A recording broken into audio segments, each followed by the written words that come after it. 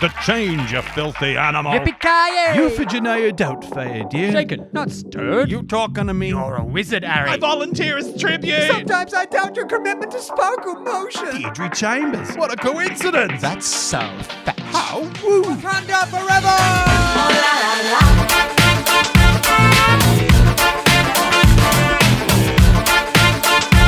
Welcome back, my darlings, to Not My Genre, the Fire Teller Film Review. It's episode 40. 40 today. Well, can you believe it? I can't believe it. It's 40. What were you just doing to the microphone there? Nothing. That looked I was very... warming up. I was warming up my mouth. It looked... Oh, for what? Jesus. For what? Where your mind goes. Look, I do not. I don't know. Speaking Anyway, of going, so we get in the corner. Look, today we're doing Jungle Cruise. we're going on an adventure. We're going through the Amazon jungle, Will! Jesus, you're getting a bit excited there. Yes, we're doing Jungle Cruise. We are Fire Teller. We are a video production house in Perth, and this is our podcast. Fire Teller Film and Story. Get the Fire Teller name Film right. and Story. That's the long name. We registered that one. It is. So look, we do film reviews. That's right. So, thanks for sharing. Jungle Cruise this week. Let's read Jungle Cruise. It's based on Disney's theme park ride, kind of like Pirates of the Caribbean. Have you seen it, Will? Have you seen the movie today? You know what? I thought I'd been on the Jungle Cruise ride. We have. No, that's not the Jungle Cruise Oh, ride. no. Oh, we haven't been on it. No, you listen to me. What? Okay, for everyone out there, Will and I have been to Los Angeles. We've been to the original Disneyland. You know the one that goes down the thing? That's not Jungle Cruise. No, that is not. That goes down the ramp. We they went. take a photo. No, we went on the cruise, an actual cruise, and we're going through this little river, and then the elephant lifts his trunk and squirts water. I have no memory of this. Then and I was at Disneyland with you on that same 100%. I know we were quite hungover. Oh, actually, you know what? I know I did it, but maybe you didn't go on it. I have no memory of this. Because I've got a feeling that I insisted that I had to go on the Jungle Cruise ride. Right. And you and Matt may have, Matt was the other guy we were with, may have gone, I'm not going on that little kid's ride. But, Yeah, there was a lot of little kids but rides there. I remember you being on it. Okay, well anyway, this is just to be sorted out another time. I'm pretty sure I wasn't on it, and you know your memory. Let's be honest, it's a bit spotty. Let's be honest. I remember this, but I tell you what, I don't remember much from that trip because we were. There was a lot of alcohol involved. Yes, there was. So let's get on with it. Will. Let's get on with it. We'll stop reminiscing and blah blahing. So the film follows botanist Lily Horton, and she's played by Emily Blunt, and her brother McGregor. Who is played by Jack Whitehall, and they travel deep into the Amazon jungle with wisecracking skipper Frank, played by The Rock, otherwise known as Dwayne Johnson, to find an ancient tree known as the Tears of the Moon, whose petals can heal any illness and lift any curse. Well, you didn't read that at all, did you? Didn't read that. Haven't seen this story very often. This is a totally original plot. Can I just say? Yeah. Can I got something to say? Yeah. The Rock, I found very attractive in this movie. This is irrelevant. I know. Why are we going here? You've just bored the audience with talking about our travels. Can I also didn't even make it exciting. Can I say that I also thought Emily Blunt was attractive in this movie? Okay, great. Just very attractive. Has it been a while? Very attractive people going through the jungle. Thanks very much. Jesus. All right, look, this was directed by Jorm Colette Serra. Am I saying it right? No, Will? you're not. Say it right for us. I don't know, but Jorm, I'm assuming, is like the John version in French. So Jorm. Jorm Colette Serra, maybe. You know, like how there's Joan of Arc? Oh, yeah. Jean. You know, there's no Jean. Jean is like John in French. Right. I don't know Jean. Anyway, sorry, Jean. Jorm Colette Serra, who we know from Orphan, The Shallows, and Non-Stop. Can I say? I've got lots to say today. The Shallows and Non-Stop, particularly Non-Stop, one of my fave films. Orphan, one of my favourite horror films of recent times. I'm not a fan of horror, but that is quite a good horror. It's got a great twist in it, and I'm not a fan of twists, to be honest. We're going to talk about the twist in Jungle Cruise today. Yes, okay. So listen, if you haven't seen it, I suggest going and seeing it before we absolutely tear it to shreds for you, my darlings. Now, look, the screenplay was done by Michael Green. Tell us about him. He's done Logan, Blade Runner 2049, and Murder on the Orient Express. And there's also a few other names here. As with a lot of, with Disney films and Pixar films, there's often a lot of cooks in the kitchen when it comes to the screenplay. Right. Tell us who else wrote it. Glenn Ficarra and John Requa, as well as John Norville, Josh Goldstein, And that's it. Oh, you're doing it again. You're reading the entire credits list. I'm sorry I haven't Come memorized on. the credits list. Jesus. Right. But Glenn and John there, Glenn Ficarra and John Require, Good old they Glenn. seem like a writing team because they Okay. both worked on I Love You, Philip Morris and Focus Yeah. together. So Oh, I really liked Focus. You like Focus, don't you? I really liked Focus was that. good. I like anything to do with con men. I just think they're really... Yeah. Can I tell you, there's a new show called Mr. Corman that has just come out on Apple the Plus. Joseph Gordon-Levitt show. Yes, which I've watched the first episode. Didn't really do much for me, Hmm. but for at least the 2 months they were advertising it, I misread it and thought it was called Mr. Conman, and I spent 8 weeks looking forward to this new conman heist thing coming out, and it wasn't. I was very disappointed. Jesus. So your dumbness led to you Shut up! just like completely missing the point. Stop, Haven't seen that happen before. stop frothing at the mouth. Now look, let's get on to that. What did you think of that? So Yeah, let's go. we've got 3 scores. So should we just say this is a story podcast? So we're going to deep dive into the story. We are. Talk thematics. We're going to talk mechanics. We're going to Mechanics. talk schematics. Schematics, We're gonna talk- thematics, it's all going to happen. Now, listen, but before you get excited, because I can see you frothing and I can see you am. getting There's really, a prop. you're getting excited over Yeah. there. Look, we've got 3 scores. Our first is called, believe it or not, the first impression score. Now, Yeah. this is the score for those who have just tuned in. What did we just think as soon as we've seen the movie without thinking about it? Just like, what is our audience sort of impression? What was yours, Will? I think I came out of the cinema saying this was a 6 and then I changed it to a 7 in the parking lot. You did. Yeah. Oh, we saw this at the movies, by the way. Yeah. We didn't see it on Disney Plus. Yep. On the big screen. Yeah. Look, my first impression for at least the first half of the movie was a 9 out of 10. 9, but I put it down to an 8, I believe. Spoilers ahead, everyone. Yeah. Okay, so why was or was that? it a 7? I can't remember. It was somewhere over there. Jesus. Well, we'll get on to it, should we? You can't have a score for the first half of the film and No, then a you score can. for the Listen, second half of the film. excuse It's me. not how the score. Excuse me? Not how the score works. I know. can change I know my it's our mind. score and we made up the score, but you can't do that. Okay. Okay. Listen, I don't like you very much today. What is your first impression score? Okay, I'll say it's 7. Okay. I walked out of Okay. there at a 7. I feel like 7 is on an unhelpful score. You know what I So mean? do I. It's a bit you actually. It's a bit beige. Excuse me, I'm not beige. You are. You're very Hardly. beige. You're It's on the just fence. You like with to stay everything. indoors You're very, on a Saturday you know night. What you are? And, You're like watch Netflix in You're bed. lukewarm. That's who you you. are. No, I'm either. My coffee's got to be scalding like surface of the sun yeah, hot. so you can't even taste it. Right. Misses the point. My drinks have to be icy cold. I do not like lukewarm things, and you do. I think it's only a principle. I think deep down you're boring and beige, Okay. All right. So, and you're terrified of it. listen. Let's get on to our story. Okay. Scott. Let's talk All right. about the story God. of Jungle Cruise. If you've made it this far, God, congratulations. this is our first podcast in like 2 months, and we're just No, sort of don't kid the audience. Podcasts are usually like this. This isn't any different. okay. Whatever. All right. Let's talk about the story. How'd you go with the story, Will? Like. Story, yeah. So look, it is your typical action adventure film. Let's be honest. There's the kooky protagonist who's a bit of a fish out of water, flung into this wild, place, whether that be, the Pirates of the Caribbean, on the open seas, or into the Egyptian. I don't know.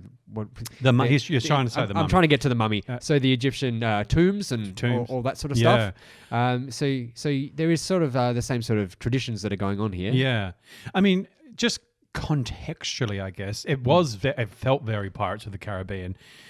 Don't you think? Like, Yeah. if you took the Mummy It Pirates felt like more the mummy to and me. Indiana Jones and threw them together, that's what it Yeah. felt like. Yeah. And you know what? This is going to be a huge franchise. I can tell. Oh, you. yeah. It's going to be Yeah. massive. And good on them, because I think it's a great idea. Yeah, that's what they're going for here. Yeah. Yeah, it's a big franchise blockbuster. It's Yeah. not ashamed to be that sort of thing. That's right. And it's so great to have a female Indiana Jones type character. Don't you Yeah. think? Yeah. I mean, can I you was a think bit confused with her character, to be honest. Oh, I've got lots to say about both of their characters, actually. But because look, just because we've mentioned The Mummy, I'm a massive fan of The Mummy. I love that film, and I watched it again a few weeks recently, ago. Yeah. And it has been a while, but just really loved it. I think it's a great example of an action adventure film. So I was comparing it to this, and I noticed a lot of similarities in Jungle Cruise with The Mummy. You've got this sort of scholarly woman who is British and heads into this foreign place. There's the sort of dashing, quick-witted love interest, in The Mummy, played by Brendan Fraser. In this film, played by Dwayne Johnson. They fall in love, Dwayne Johnson was also, just trivia, was actually the Scorpion King. Do you remember? Which is Yeah, a there's a link spin-off there. of The Mummy. Yeah. That was like the worst CGI I've ever seen in my life. But anyway, keep going. Yeah, So you're but do you drawing remember parallels. there's a great scene in the beginning of The Mummy where Rachel Weisz, it's the first introduction to her character, basically. She's in the library and she's putting books away up a very, very high shelf, and she leans back and the long ladder that she's on stands upright. She's stuck in the middle of these two rows. That happened in Jungle Cruise. Exactly.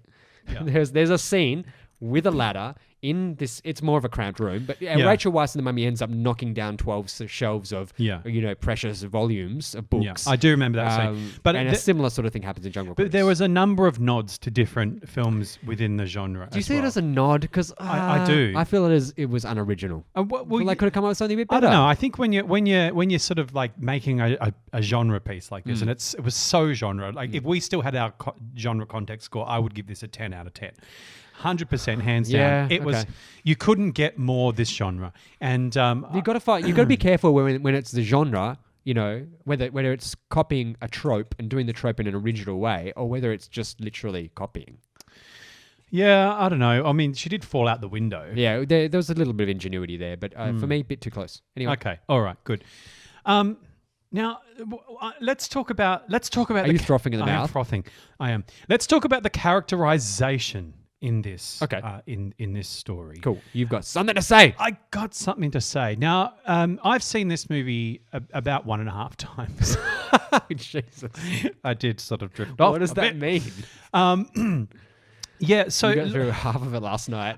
Listen, in terms of reviewing and revising it. For those who have tuned into at least our last 5 podcasts, you would have heard us talking about, central sort of value cores and binaries and things like this. And we've talked about binaries. We've talked about it a lot. And two sides of the same coin. Two sides coming together that's to form right. a towel. Let's not get what we call a towel. Let's not get too far into it, because if you want to go and listen to our last ones. What we should just say, a really good way to cling on to this is to see, the love interest in any sort of story or any sort of very popular story. Two halves of that's right. Of one thing coming together. Yeah.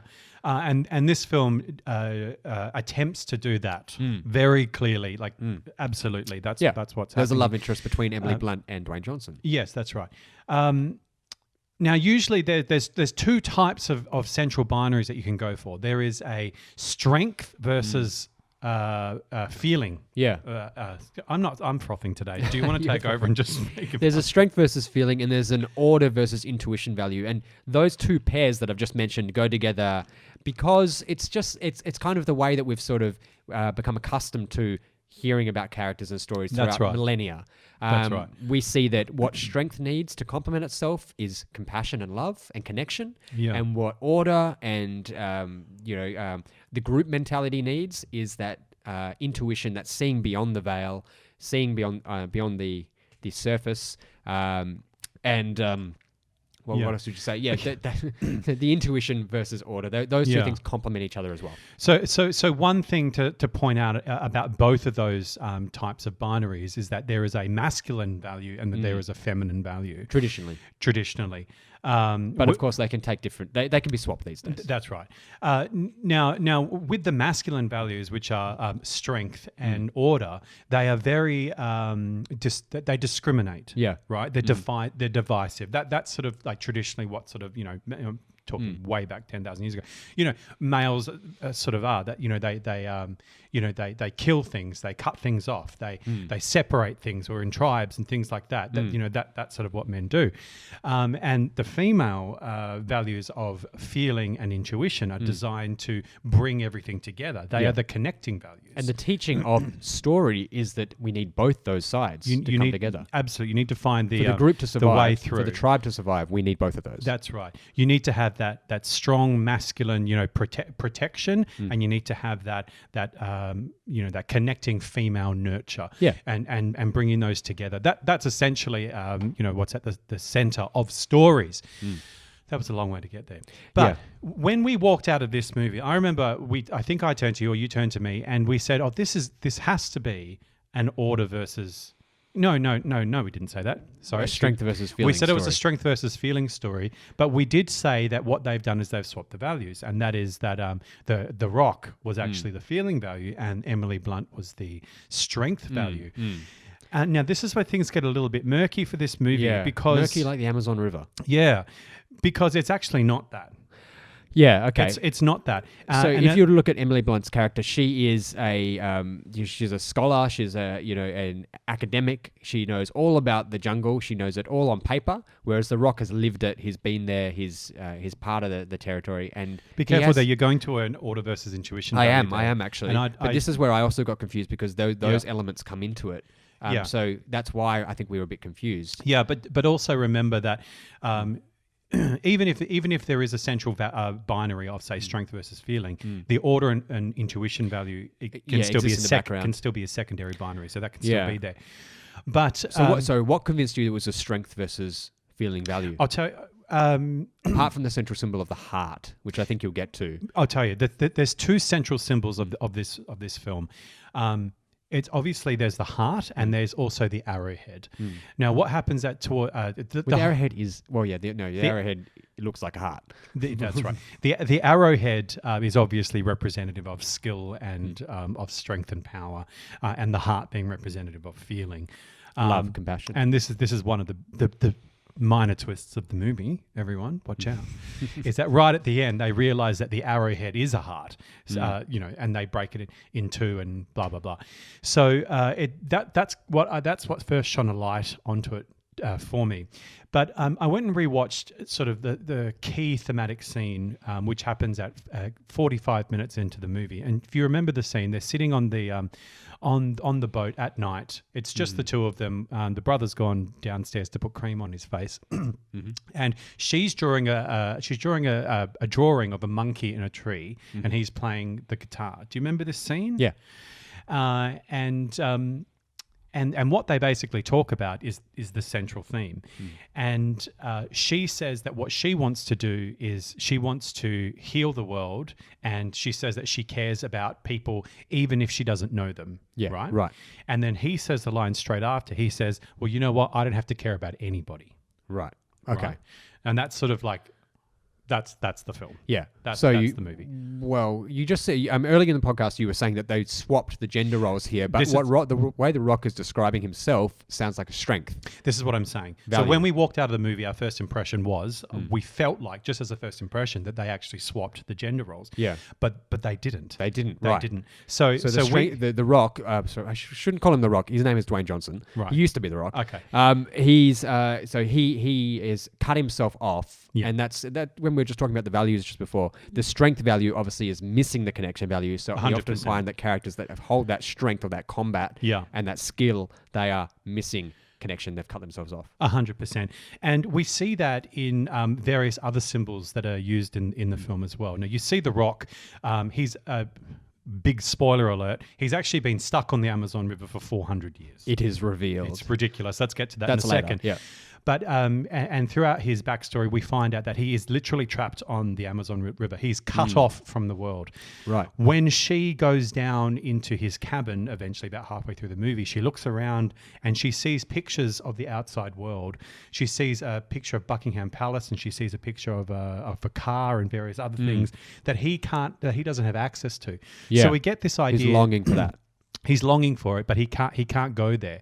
So you see a character that is essentially cut off from the world, who's longing to go out and see the world. He's very masculine. He's very strong. He's very divisive. Yeah. Right. He's discriminated against.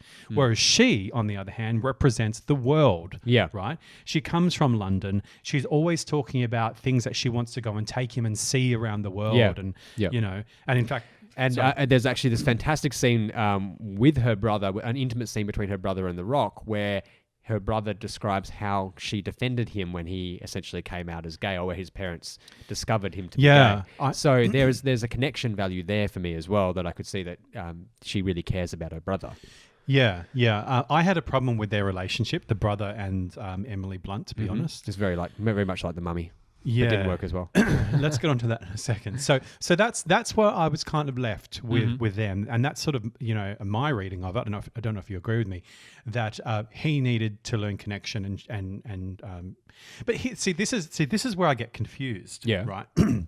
And this is where I think it's poorly written, because what I was about to say, what you would expect to say, is if he is cut off from the world and needs connection, then therefore what she's missing is this strength. strength and skill. Yeah. So she's missing strength and skill, but they set her up as this.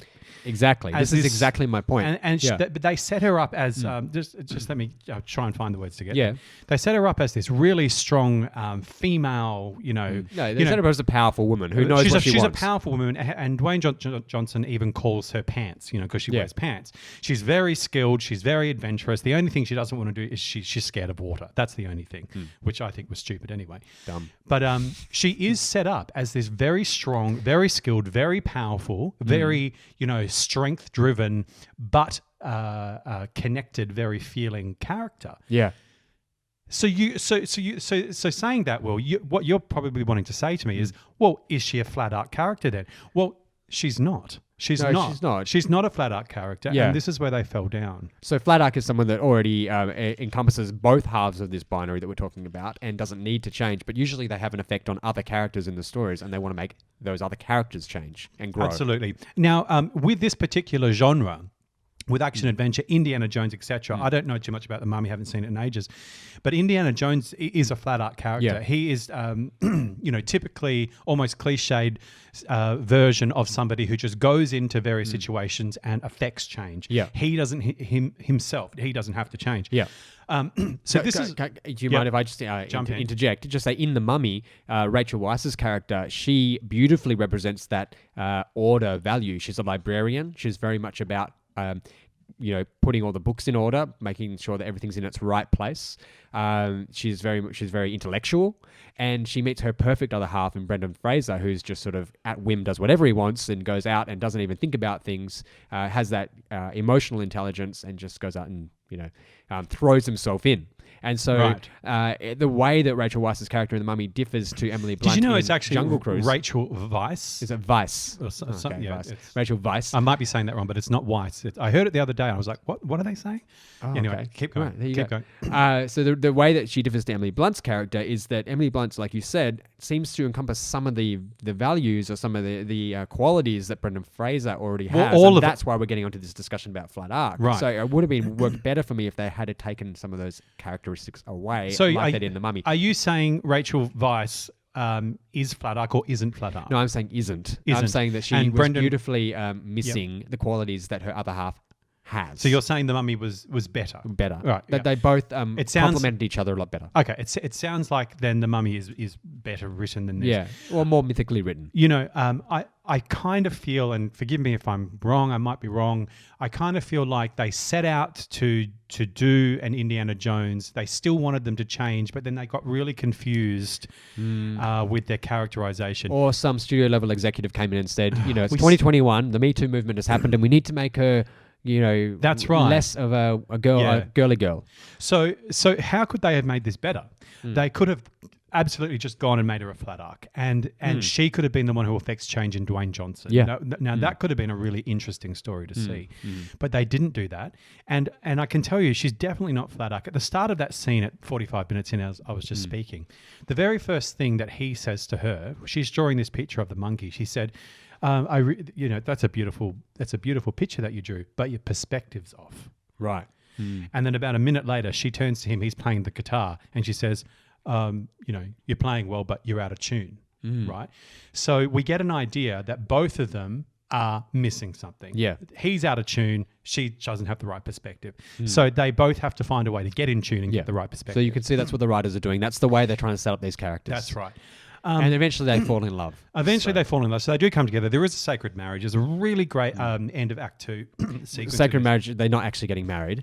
The actual marriage is just the mythic term for coming together. That's right. And then at the end, when they actually literally have to step in, I don't know if you remember, Will, they have to step into this sphere, this perfect sphere of a rock. That's one of the, I don't know, it was whatever it is. It's a ruin. A Mayan ruin or something. Whatever. They have to step into it together, and that's where they break the heart in half, and everything happens. So there's definitely a coming together there. It's just very confusing. Yeah. I feel. And also, do you know what I didn't get? Yeah.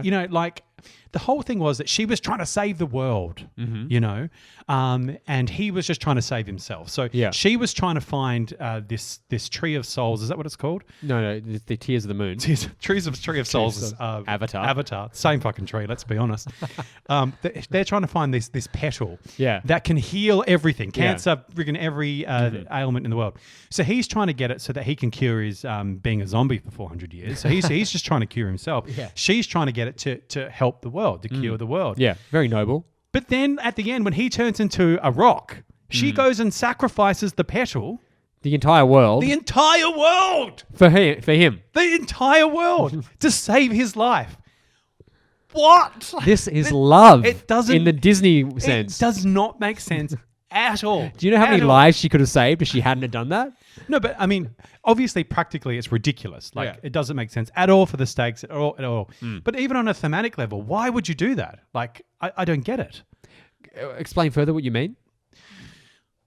She needs to find a way she has to find the middle ground, Will. She has to find a way to save him and save the world. Right. But she sacrificed the entire world. I see what you mean. So what she did was she actually went to, we call it yin. We call it yin 2, which no one will understand what the fuck I'm saying. But anyway, she flips to the complete other side of the binary, which we often see, but not she at that becomes point. like Dwayne Johnson's character. She literally becomes essentially selfish and she cut becomes off. selfish and cut off. But I mean, we often see that in a story, but we see it much earlier.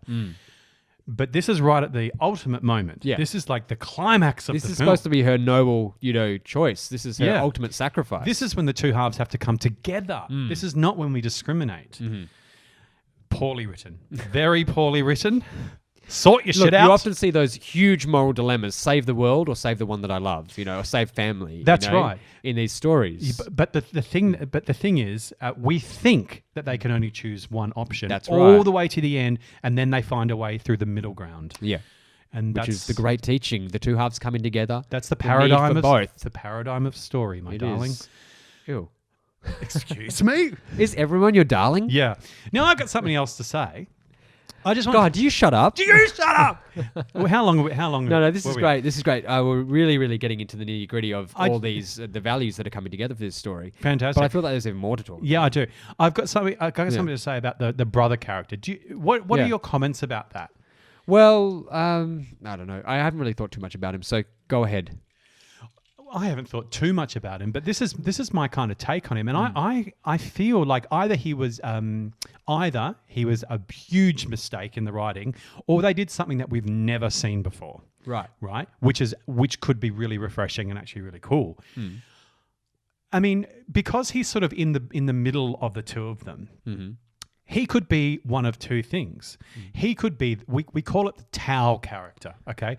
This is just our term. And he could have been a flat art character. He could have been a flat art character. He could have been written as a character that has both Dwayne Johnson's value qualities and Emily Blunt's. Yeah. He could have inhabited the sphere of both of them at the same time. So essentially, he is the place that both of them need to reach at the end of the movie.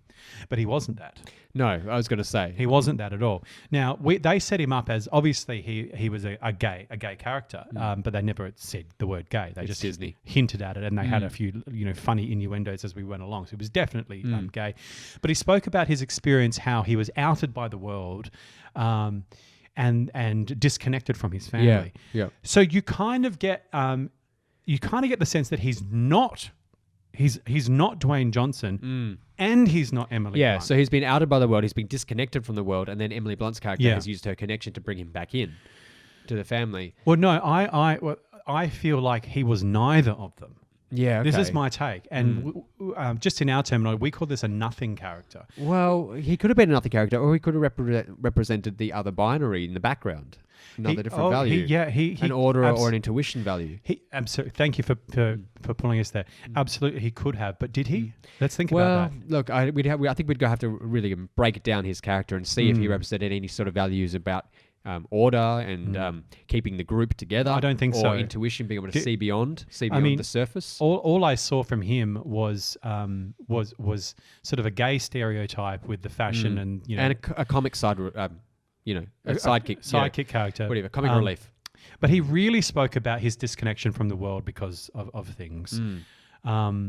Usually in these characters, you can also see them as sort of like a mini version of one of the protagonists too. So whether he was Yeah. like a weak version of The Rock or a weak version of Emily Blunt. 100%. However, and most of the time we see that. Yeah. However, he wasn't. He wasn't, yeah. And he at the end when they finally kiss, when Emily Blunt and Dwayne Johnson kiss and everything comes together, we finally get they turn around and the brother's standing right there, and he literally says the words to them. He says, "You are both my worlds," right?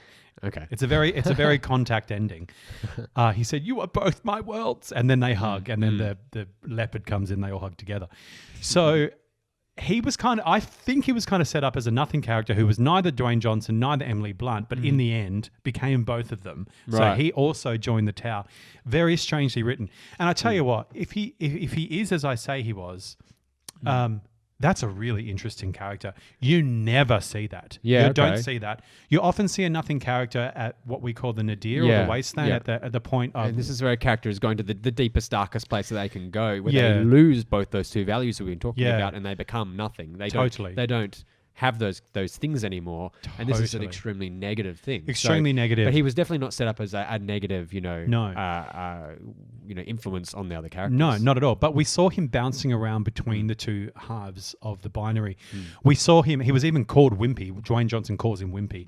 And we see him hitting with a little axe at one point, and he's not very strong. And, Yeah. But by the end of the movie, he's literally like smacking people down, and like he had become the strength of the Rock. Yeah. And then he found love with his sister. So he kind of became both of them by the end. Yeah. So he was kind of like Tao by proxy. Kind of like, No, actually, it rubbed off on him as well. Well, that's what I'm saying. Yeah. He started off being a nothing character and then became the Tau. Yeah, exactly. I can't tell you. You don't see this. You do not see this. I can't think of one movie. Well, the only way you can see it is that the influence of the protagonist when they No, reach, I mean, you don't see it in normally. Like, you never see a character like that. what I'm saying is like the influence of the character, that the protagonist having become Tao, having become realize their full true self and realize that unrealized value, sends an influence to everyone else around them to change. That's Well, the yeah. only place you would see Oh, it. you see it in And a happens flat story. Yeah. Or yes, but also that would only happen right at the end of a story when they're creating a new legacy. I know. Will, but what I think you're trying to say, we get that. But usually that character that is being changed, Yeah. that you're talking about, is usually only missing one. of Sure, the I see what halves. you're saying. Is that what you're saying? I But can't this think character of one character that ever is missing both sides of the halves and picks them both up. unless he does have a real love for his sister, and that's It's just and he never. does have It's just never set up. Yeah, yeah. If it's not there. strong enough. If It's it is. just not strong enough. Yeah. Anyway, got to say that. Okay, I think we should wrap it up. It's Shall scary. we? It's I I ju- can hear the music. No, I can't really. But What time are we at? Because I've got two more things to say. Really, we're at 32 minutes. Oh, okay, I just want to say there's two things that really piss me off. Yeah. One thing is just a nothing thing, and that is that they kept talking about jumping into the Amazon River, and they actually go into the Amazon River at one point. Do you know how dangerous it is to get into the water? I know. I've got this too. I was like yeah. piranhas, but they Well, literally go for a swim. No. The piranhas come, but there are. No, but he goes for a swim earlier in the story. Does he? Yeah, like in the general area. I don't remember He that. swims to the boat. Oh. Do you remember this? Oh yes. With the luggage at the beginning. Oh yes. There are freaking alligators. There are anaconda that Yeah. can destroy you in 2 seconds flat. Yeah, so you if get someone's going to jump in, you at least have to get a sense with the audience that there's a risk there and Yeah. create some suspense. But it you know just what? seemed like a But they did set up the how dangerous the jungle was. Yeah. In the brilliant opening of the movie, you must see it only for this. They set up the whole Jungle Cruise ride, and he's actually putting on a show. I have to say the mythic pre-story, the very opening of the film is fantastic too. But what Right. you're talking about is like that second sorry. scene where we're introduced to To Dwayne Johnson's to The character. Rock. Yeah. Yeah. So good. Yeah. So funny. They Where said he's saying all the puns. all the puns which from have the been ride. taken, Yeah. directly from the Disney ride. That's really cool. So he sets up how dangerous the jungle is, and then is like, "Why don't you just go for a swim?" Like, didn't make sense. Exactly. But the biggest thing, this is the biggest thing I'm going to say really Okay, quickly, all really right, fast. all right. This is the biggest thing, and this is a character thing. Okay, they did not give enough backstory to Emily Blunt's character. Yeah, we didn't know much about her at all. And 1000%. she's the protagonist. Now, let me tell you, sometimes it's actually really refreshing not to get backstory. Sometimes, And to sort of yeah. get a sense of it. But you Yeah. needed it for this character. Yeah, but they were She- probably doing an Indiana Jones. But even No. Indiana Jones has a backstory. Like, yeah. he has a love interest. Like, yeah, totally. who ends up being, you remember in the fourth one, Shia LaBeouf ends up being his son. Right, that's right. Yeah, No, from- but listen, she's friggin' saving the fucking world, right? She's saving the world. I want to know why. Yeah. Why is she saving the world? Yeah. Does she have a sick mother, a sick child? Has she lost someone in her Yeah. past? Is she just after fame and fortune? I just want something. Yeah. I want something. I want to know why she's doing Even the that. minor Spanish conquistadors, who are kind of like the dead pirates and pirates Had of the Caribbean, more than her. Had more than her. Had some heart there. That's had some right. reason why they were doing what they were doing. That's right. But she didn't have anything. And then at the very end, once she got the pedal to save the world, Mm. all they did was cut to them in a car and said nothing about her actually saving the world. Yeah. Now can I just Sorry. By the way, they cut to him in a car. Dwayne Johnson is there. He's 400 years old. Oh my How did God. he get to London? He doesn't have a visa. Oh, Anyway, and he's got an American too many accent, questions. by the way. But American let me, accent and he's Spanish. now listen, can I just do one quick fix for the movie? This will Yeah. fix the entire characterization of Yeah. Emily Blunt in 1 second, okay? All they had to do was set up that the world had been overtaken by the Black Plague. I'm sorry, what? Yeah, no. At the very beginning, you know, when the brother gets up and he's giving that speech to the Yeah. association, all we had to do is just know that some sort of disease or something had taken over. That would the be very world. relevant to COVID. You Is it? know, that would have been really relevant to actually bring in some sort of disease. That's it. Maybe it could have been, Spanish flu. Something like whatever. It's just But no. Come on, think about it. Spanish flu would have been extremely relevant. Yeah, I actually don't know. okay. What year was this film set? Oh, Because I Spanish actually flu was, don't- I actually causing don't know. havoc over the world in 1919, Look, 1920. it could have been a made-up disease, whatever. But the thing is, like, there needed to be this sort of pandemic going on. Yeah. And at the end of the movie, when she returns with the petal, the world's healed, and that Yeah. would have made sense with the whole car scene. Everything was brightened. Everything was back to normal. Yeah, yeah. Equilibrium had been reached. No, there's nothing like that. Yeah, but we know that she gives the pedal to Dwayne Johnson. No. to- They get a second pedal. Oh, the second pedal. There's a Sure, second right. pedal. Yeah, that's right. Which she supposedly takes back and saves the world, but there's no Yeah. nothing. If there is a sequel, then, well, they can't have any illness, can they? Because she saved the world. She saved the world. Unless the pedal, gets lost or something. I don't know. Anyway, I do have to say, what an Yeah. amazing genre movie. Yeah. Aside from the characterization and the writing, really great. The music, I know you didn't Story like the score? Story score, I'm going to give this a 5. Yeah, I'm giving this a 5 too. Yeah. Yeah. Just Shit. sort of, there was just those, a few really key mistakes that I think the writers made there. That twist with, what's his name? Frank being 400 years old. I literally laughed out loud. I did too. So shit. Like you, and this actually gives context to your Yeah. 2 different first impression scores at the beginning of the podcast. I too was enjoying it a lot up until that moment, but as soon as that happened, Literally. it lost me. I lost it. You know I didn't what? lost it. And I said this to you. He didn't I think need to be a conquistador. Yeah. He did not need to be 400 He didn't years need old. to be, He no. just needed to be somebody who was trying to find Yeah, the pedal for selfish reasons. that's right. Who was That's it. cut off. There was absolutely no reason for that. Yeah. Also, there was a bit of a hole here because you remember the antagonist, the villain who was chasing them the whole time, who we haven't even talked about, Joachim, Prince Joachim. Prince Joachim, Prince yeah. Joachim. There's a bit of a mistake here because he knew where the 3 Spanish conquistadors were locked up by Frank, but of Oh, course Frank has never yes. seen him. So there was that Oh, I hole haven't in the thought ground about where that. they were tied up. How did he know where the How conquistadors? did he know where they were? Yeah, That There's is a hole. a story hole. Excuse Exactly, the pun because so- they're in a hole. Right, there you go. Anyway. Yeah, I think somebody needs to do a bit of a tweaky poos. Yeah, here. there is. Bit of a Okay. tweaky So what's your final score? final score? Oh, I know this is a hard one because I actually really enjoy watching it. I have so much fun watching it, but I just know it's badly written. Yeah.